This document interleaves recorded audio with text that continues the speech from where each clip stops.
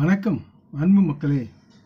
இந்த பதிவில் நாம் பார்க்க இருப்பது மீனராசியின் வாராந்திர கிரக ராசி பலன். ஆகஸ்ட் 5 முதல் ஆகஸ்ட் 11 வரை உள்ள மீனராசி பலன் பற்றி இப்பதிவில் நாம் விரிவாக பார்ப்போம்.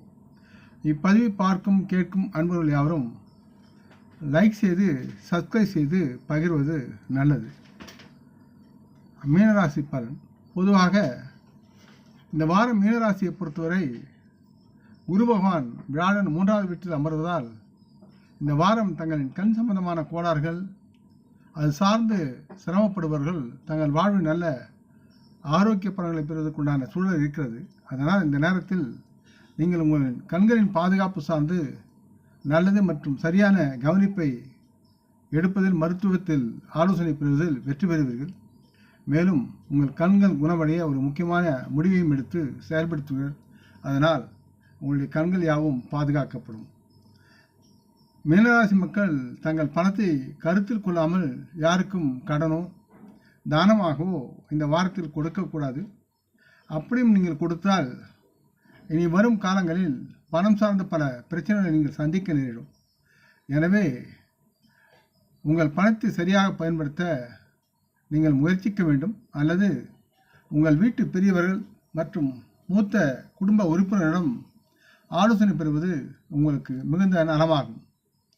இந்த வாரம் உங்கள் குடும்ப உறுப்பினரை அல்லது நண்பரை எக்காரணம் கொண்டும் கண்மூடித்தனமாக நம்புவதும், உங்கள் ரகசியத்தை அவர்களுடன் தெரியப்படுத்துவதும் அல்லது பகிர்ந்து கொள்வதும் தேவையற்ற மன அழுத்தத்தை நீங்கள் பெற்று அதனால் துன்பப்படும் சூழல் உருவாகிறது. ஆகவே உங்கள் கருத்துக்களை பகிரும்போது சற்று எச்சரிக்கையாக இருங்கள்.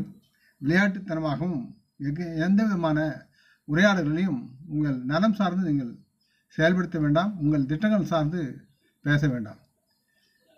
எனவே நீங்கள் எச்சரிக்கையுடன் இருந்து அனைவரிடமும், உறவுகளிடமும், நண்பரிடமும் தேவையான அளவுக்கு இடைவெளி கொடுத்து பழகுவதும் செல்வதும் நலமாக இருக்கும் என்று கூறிக்கொள்கிறேன். இல்லையெனில் உங்களின் செயல் திட்டம் சேதமடையக்கூடும். அதனால் மேலும் நீங்கள் துன்பத்தில் ஆழ்வீர்கள். மீனராசியை பொறுத்து சனி பகவான் 12ஆம் வீட்டில் அமர்வதால் இந்த வாரம் மீனராசி மக்களின் அலுவலகத்தில் உங்களுக்கு தேவையான விருப்பப்படி நல்ல பலன்கள் கிடைக்காமல் போவதற்குண்டான சூழல் இருக்கிறது. காரணம், உங்களுக்கு நெருக்கமான சக ஊழியர் அல்லது மூத்த அதிகாரி ஒருவர் அவரின் நலனுக்காக உங்களை காட்டிக் கொடுக்க வாய்ப்பு அதிகமாக இருக்கிறது என்பதை உணர வேண்டும். இதனால் உங்களுக்கு சில பல பிரச்சனைகள் ஏற்பட்டு மேலும் துன்பத்தில் ஆழ்வீர்கள்.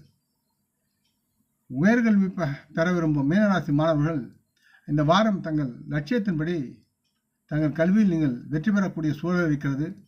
நன்கு வெற்றி பெற்று ஆசிரியர்களால் பாராட்டப்படுவீர்கள். இருப்பினும் உங்களின் கல்வியில் நீங்கள் சில முடிவுகளை எடுக்கும்போது சற்று கவனமாக சிந்தித்து செயல்பட வேண்டும். இல்லையெனில் துன்பத்திற்கு நீங்கள் ஆளாவீர்கள். இது சம்பந்தமாக எந்த ஒரு முடிவும் எடுக்கும்போது ஏதேனும் சிக்கல்களை நீங்கள் எதிர்கொண்டால், அது உண்டானால் உங்களின் குடும்ப பெற்றோரிடம் அல்லது பெரியவரிடம், ஆசிரியர்களிடம் நீங்கள் கலந்து உரையாடி அதற்கு தகுந்த ஆலோசனையை அவர்களிடம் பெறுவது உங்களுடைய படிப்பிற்கும் உங்களுடைய செயலுக்கும் நலமாக இருக்கும் என்று கூறிக்கொள்கிறேன். முக்கியமாக மீனராசி மக்களுக்கு ஆலோசனை என்பது முதலில் தங்களின் தேக நலத்தில் அக்கறை கொள்ளுங்கள். தேவையற்ற செலவுகளில் வீண் விரயம் செய்து பணத்தை செலவு செய்வதை நிறுத்தி சேமிப்பில் அக்கறை காட்டுங்கள். வீண் ஆடம்பரமும் மிடுக்கும் உங்களை குப்புற தள்ளும் என்பதை மனதில் மறவாமல் வைத்திருங்கள். அது முக்கியமான ஒரு கடமையாக எடுத்து நீங்கள் செயல்பட வேண்டும். தங்களின் தற்போதைய நிலையை உணர்ந்து நீங்கள் கருத்துடன் செயல்பட்டால் அதுதான் உங்களின் வாழ்வு இனிக்கும் வகையில் எதிர்காலம் நலமாக இருக்கும். ஆக இந்த ஆலோசனையை மனதில் கொண்டு நீங்கள் செயல்பட உங்கள் வாழ்வும் உங்கள் குடும்ப வாழ்வும் உயரும். முக்கியமாக இந்த நேரத்தில் நீங்கள் உங்களுடைய சொத்துக்களையும் உங்களுடைய பணத்தையும் சேமிப்பதில் குறியாக இருந்து அதில் வெற்றி பெற வாழ்த்துகிறேன். வியாழக்கிழமைகளில் முடிந்தால் தங்களுக்கு பாடம் சொல்லி தந்த குருவை வணங்குங்கள். இல்லை என்றால் பக்கத்தில் உள்ள கோயில் சென்று தட்சாமூர்த்தியை வணங்குங்கள். வியாழன் அன்று குருவுக்கு மூக்கடலை நிவேதனம் செய்து அவருடைய ஆசையை பெறுவது உங்களுக்கு நலமாக இருக்கும்.